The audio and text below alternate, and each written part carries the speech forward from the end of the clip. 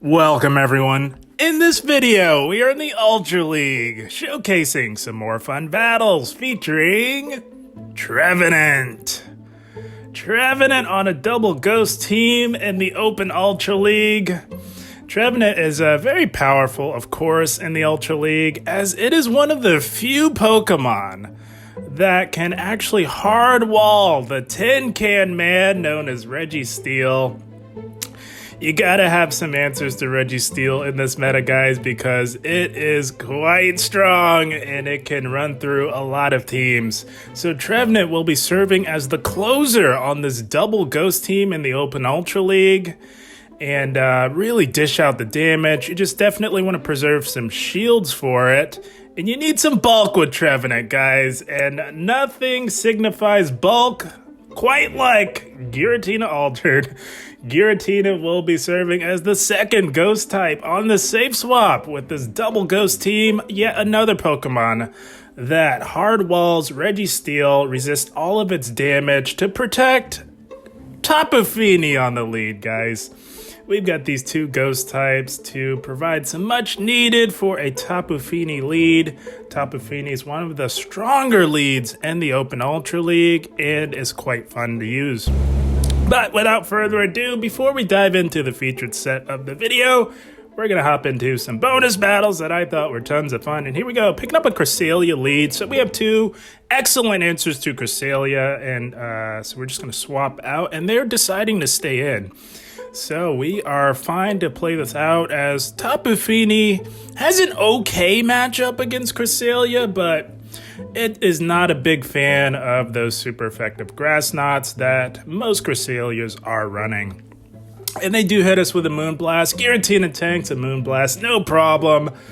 About as bulky as a Pokemon gets, as we all know by now. We are just going to spam this Cresselia with Shadow Sneaks until it's gone. So they're staying in, which lets us know that something in the back may not want to see a Giratina. And generally, if something doesn't want to see a Giratina, it doesn't want to see a Trevenant as well.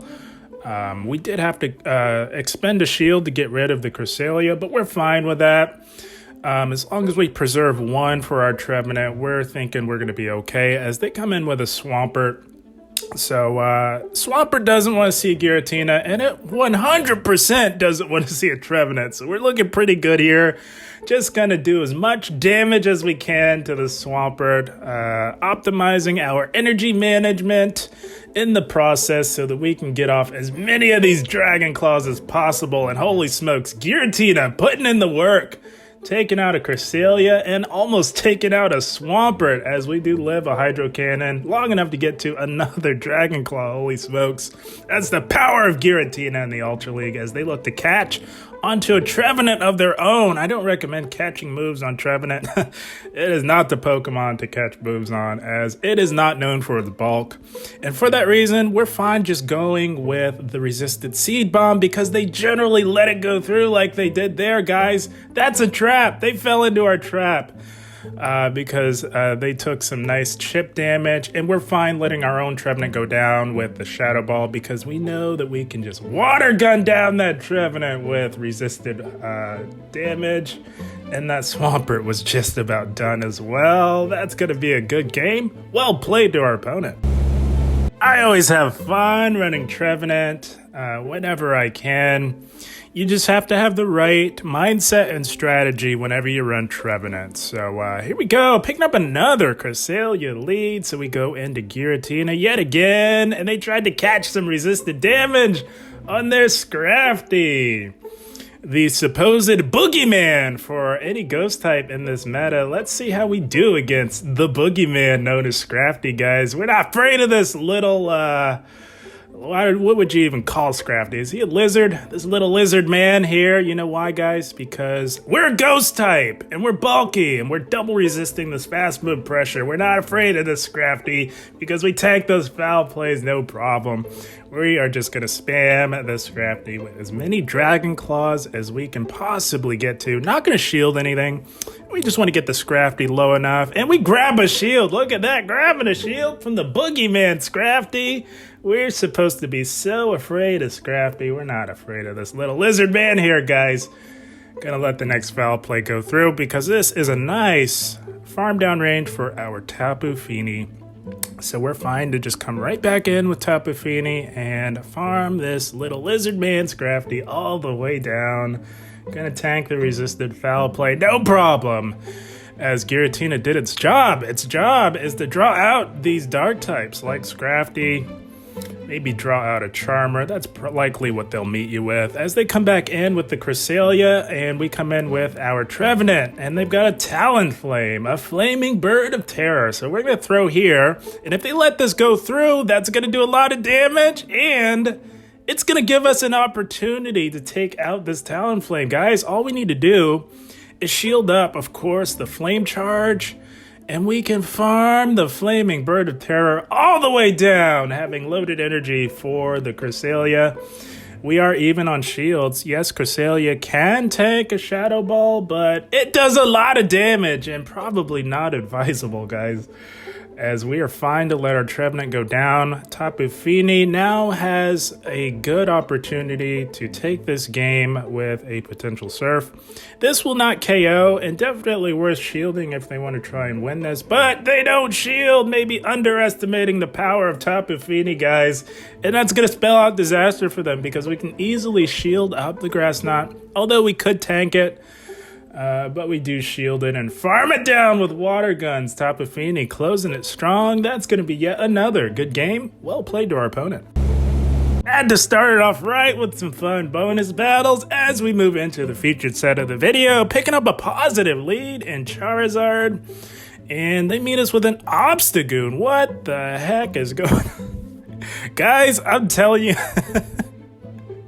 If they swap in a dark type onto your Tapu Fini, you can bet the house that they are extremely weak to a Tapu Fini on the lead. And we are absolutely fine staying right here on this Obstagoon as both of our Pokemon want nothing to do with this dark normal type Obstagoon. So we will gladly stay right here and take it out. We've already grabbed a shield. And Obstagoon can put in some work on Tapu Fini. Not gonna lie, guys, the resisted damage really does start to add up as we do shield up the Night Slash and look to go for another Surf. We did build up to the Moonblast, hoping that we could maybe grab the last shield, but not quite. So that is quite all right. We are not going to go completely down on shields. We're going to let this next Night Slash go through as it does not KO, and we can water gun down the Obstagoon as we say bye-bye to the Obstagoon. And they do come back in with the Charizard, and we have loaded energy, so we're going to look to grab that final shield with the threat of a potential Surf, and they do shield. We now have a shield advantage. Tapu Fini putting in the work. You love to see it.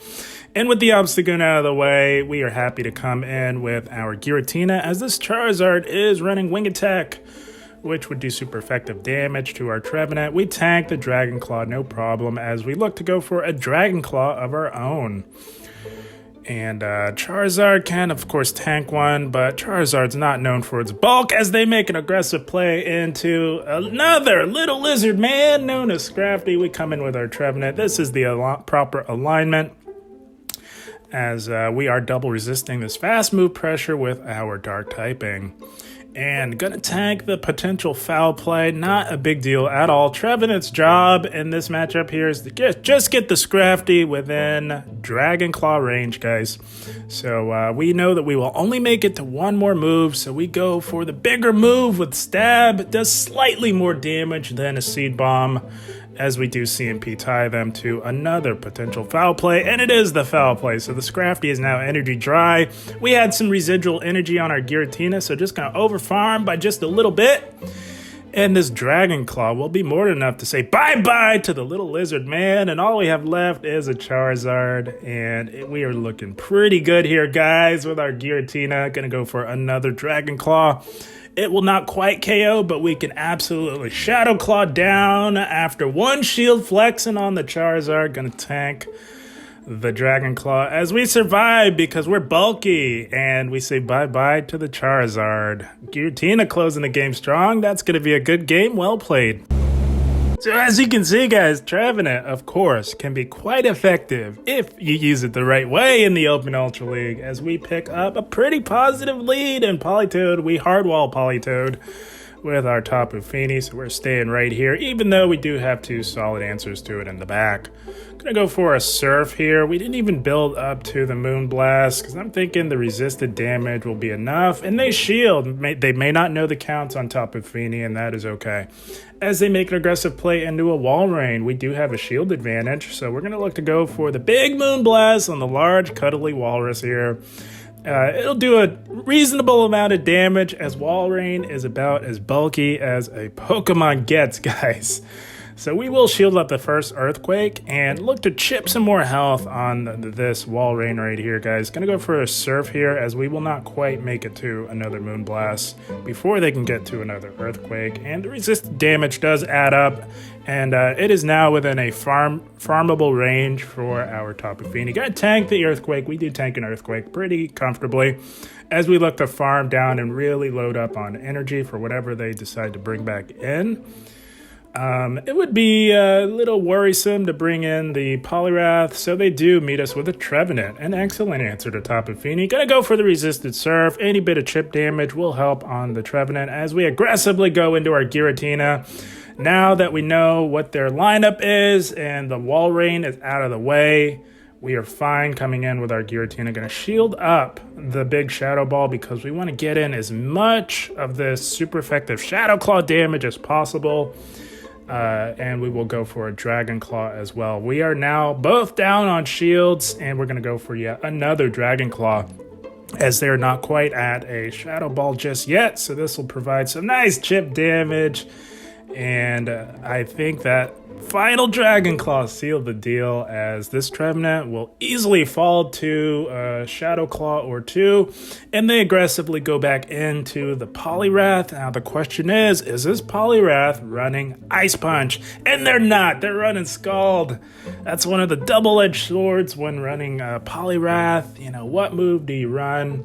There are a lot of Talonflames, so I don't blame them for running Scald, guys. As we do get off a Seed Bomb, and I'm guessing they're running Scald and Dynamic Punch, which is all resisted, which will allow us to hang in here long enough to seal the deal and finish off the Poliwrath in the Ultra League. Trevenant closing it strong yet again, as we Shadow Claw down the opposing Trevenant. Oh man, Trevenant doing its job to perfection, closing the game strong. You'd love to see it. That's going to be yet another good game. Well played to our opponent. Always love a classic ABB line, guys. There's no better team comp to rack up the wins and make that slow progression through the ranks, quite like an ABB team. And we are picking up a pretty solid lead. And Berserker, they make an aggressive play into Gengar. We made a misplay, guys. We should have met this Gengar with our Giratina, as Giratina is bulky enough to withstand this hard-hitting damage from this Gengar. So because we came in with our Trevenant, we're forced to shield up these Shadow Punches, as Gengar hits like a truck, and that would spell out disaster for us. So we're just going to go for the resisted Seed Bomb. They let it go through. It'll do a decent amount of resisted damage, as Gengar is about as squishy as a Pokemon gets, which allows us to Shadow Claw down. Now, guys, we are completely down on shields, courtesy of that mid-game misplay, and that is okay, guys, because we have the alignment. That is what's most important. Just gonna hit this Berserker with resisted Seed Bombs, because like Gengar, Berserker is not known for its bulk either. And they are not going down on shields. They're holding on for dear life to those shields, and we see why, guys. They've got yet another squishy Pokemon in the form of Shadow Machamp. So we're coming in with our Giratina to meet the Shadow Machamp. Could have stayed in with Tapu Fini, but Giratina is so bulky. It can withstand this hard shadow damage from the squishy four-armed monster known as Shadow Machamp here. And we're starting to grab those shields finally. They absolutely have to shield, because they cannot withstand too much of this charge move pressure coming from our Giratina. Gonna go for yet another Dragon Claw. I do imagine this grabs that final shield, and it does. That is amazing. And gonna look to get off another Dragon Claw, guys. And this is just the cross chop, guys. This is just the cross chop. Not gonna cut it as we survive and get to another Dragon Claw. Giratina is insane. Holy smokes. And hoping that this KOs. It does not. So we snipe with our Tapu Fini, guys. Making the plays in the Ultra League. You'd love to see it. And this Berserker is just about done.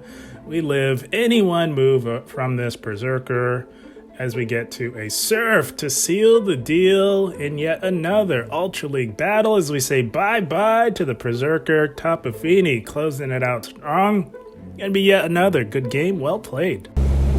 Had a blast with this team, guys. This is a super solid team that handles the meta pretty well, guys, as we picking up a Swampert here. Shadow Swampert, pretty neutral lead. Gonna go into Giratina, as both of our Pokemon can absolutely handle Swampert, no problem. And we draw out a Mandibuzz. That is the goal with Giratina on the safe swap. You want to draw out these dark types like Mandibuzz. And this Mandibuzz is not best buddied, and that is okay. Gonna go for another Dragon Claw. That is all you do, of course, with a dark type like Mandibuzz. You spam these dark Dragon Claws as fast as you get to them. The goal here in this mid-game matchup with our Giratina is to get the Mandibuzz within a reasonable range so that we can hopefully farm it down with our Tapu Fini and really, really load up on energy. We don't intend on shielding anything from this Mandibuzz. We do tank these foul plays pretty well, considering that it's super effective damage. But Mandibuzz does not hit particularly hard. Its redeeming quality, of course, is its bulk. And it is quite spammy as well. Gonna go for another Dragon Claw. Slowly but surely chipping away at the Mandibuzz. And we will not make it to another move. So we got it within the red. Tapu Fini's got some decent bulk as well. We're thinking we're going to go for this aggressive farm down, guys. We're going to tank these Aerial Aces as it is an absolutely terrible move. Unfortunate for Mandibuzz. It's stuck with Aerial Ace. I do hope that they give it a stronger move at some point. I don't know if Mandibuzz learns Drill Peck, but that would be amazing, guys. Can you imagine Drill Peck on Mandibuzz? I don't know if it learns it, but if it can, my goodness.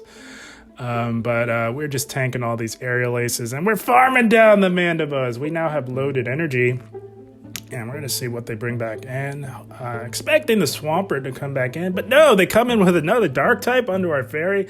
I don't know why people keep bringing in their Dark types onto our Fairy type Tapu Fini, but we are completely fine with that, as we do get the attack drop from the Moonblast. They did shield it. But this Scrafty now has lowered attack. Gonna go for the Surf as we are getting pretty low. We're gonna get some damage off on this little lizard man known as Scrafty here. And I'm thinking the play now is to 2-shield Trevenant to sweep this game, guys, as they're going for resisted power-up punches. We're not shielding anything, and they're forced to throw yet again as we are very close to another Surf. And they do take us out with the power-up punch. And it is Trevenant time, guys! And we got a little lizard man that can hit us for super effective damage, but my goodness, guys, Trevenant with a shield advantage is next to unstoppable. Does not matter which league you are playing in. Gonna go for the Shadow Ball, as it does do slightly more damage. Maybe not the right way to go. Maybe should just go straight Seed Bomb, because a catch is within play as well, guys. And this could absolutely be a foul play. So we will shield that up. That would be lights out for us. And we are now safe to overfarm by quite a bit as they look to catch onto their Swampert. I don't know if you want to be catching Seed Bombs on your Swampert, because it does loads of damage, nearly one-shotting the Swampert. It survives, which gives us enough farm to get to yet another Seed Bomb, which means that we're saying bye-bye to the little lizard man known as Scrafty. Trevenant, holy smokes, guys, is quite the closer, closing it strong yet again. That's going to be a good game. Well played. I was really hoping to see how the team would fare up against Registeel, but oddly enough, didn't see any, guys, while running this team, unfortunately. But that is okay, and we are met with a defense from Deoxys. We have 2 excellent answers to DD on our team, so we go into Giratina to draw out a Greedent or Dark type. That is what Giratina is here for, guys. You want to draw out anything that Trevenant doesn't want to see. That's the point of an ABB-style team.